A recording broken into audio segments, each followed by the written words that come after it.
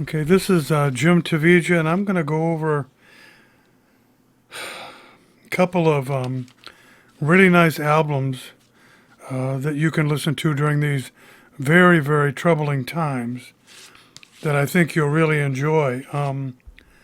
The first one I want to talk about is Seth MacFarlane, Lush Life, which is a CD I just bought.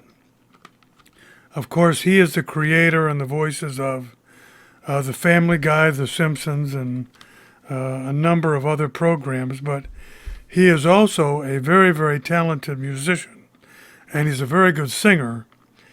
And he is also very well to do, and he had an opportunity to buy all of the back catalog arrangements of the Frank Sinatra Vault from Nancy Sinatra and from the Sinatra estate, which he did.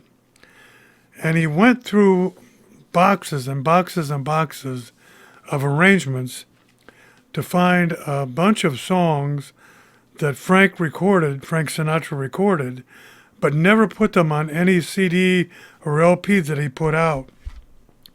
So Seth went through those and found a number of them. I guess there's about 12 different songs that he found. He hired an orchestra and a conductor, and he went ahead into the 20th Century Fox soundstage and recorded all of them. And I would tell you, this is a must-own CD if you're even a part-time Sinatra fan. But if you like big band music, this Lush Life from Seth MacFarlane is not to be missed. The sound quality is absolutely superb. The second CD I bought is a change. It's on the countryside. It's from Mary Chapin Carpenter, and the name of the CD is called Personal History. And I probably have 10 or 12 of Mary's CDs, some LPs from years ago. And she is one of the consummate storytellers. This is again a great album, a great lyric writing, great arrangements. And if there's any complaint that I have about this CD, is that in the mastering process, they left her voice too low in the mix. Her voice ought to be at least a half a dB or a dB higher in level than the bandmates she plays with. But again, this one here, Personal History by Mary Chapin Carpenter, is definitely worth owning.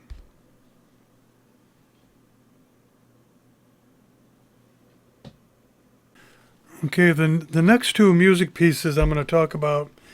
The first one is a 2 LP set, and it was done by McKenna or Max Sinise, Gary Sinise's son, who is a graduate of the UCLA School of Music. And Mac had been a pretty prolific music writer, great drummer, by the way. But in August of 2018, Mac found out that he was diagnosed with a rare form of cancer called chordoma. And he began this long battle, which ultimately rendered him disabled. And he passed away on January 5th, 2024. And it was a couple of days before this 2 LP set made it out of the pressing department. But this is a 2 LP set that you can buy off of Gary Sinise's website. It's about $80 for both LPs, and of course, you're also doing this to benefit Gary's foundation as well. But the music on these is absolutely superb. You can also get a digital download if you buy it. It was recorded by the great recording engineer Bill Schnee, and Oliver Schnee, who went to school at UCLA with Gary, helped him finish all of the arrangements and getting the orchestra together to help put these 2 LPs together. And I will tell you that the sound on both of these LPs is superb. Most people will buy part one, of course, which you can buy just one of them if you want. But It has the very first song, which is one of my favorites on both albums, called Arctic Circles. A lot of them are instrumentals, but this is definitely a must-own. The recording is excellent, so please don't miss this. This is called Maxinese, A Resurrection and Revival. You can get these off of Gary Sinise's website. Now the second one is another group that I've been a fan of forever called the Doobie Brothers, and they've just come out with a brand new release called Walk This Road. And I managed to buy both the CD and the LP pressing. The LP pressing that I got off of Amazon is in a pale blue. They're both very, very good. I do happen to like the CD. I think it's a little bit clearer. And I will tell you that the turntable system that I have is no slouch. It's an $1,100 Technics SL100C, and it has a VM95 cartridge on it. And I've replaced the stylus with an MO, a microline stylus. And I'm playing it through a Vincent 2-box PH300 phono stage. So it's about $1,700 a turntable. The LP is very good.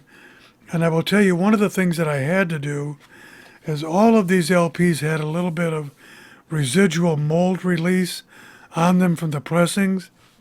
And I have a Project Audio Systems VC2 vacuum record cleaner that I ended up cleaning all of the LPs with that. And it definitely reduced the surface noise of all the LPs in this group. But the songwriting on this new one, of course, Michael McDonald is a part of the group again. The songwriting is excellent. I think the CD is slightly clearer.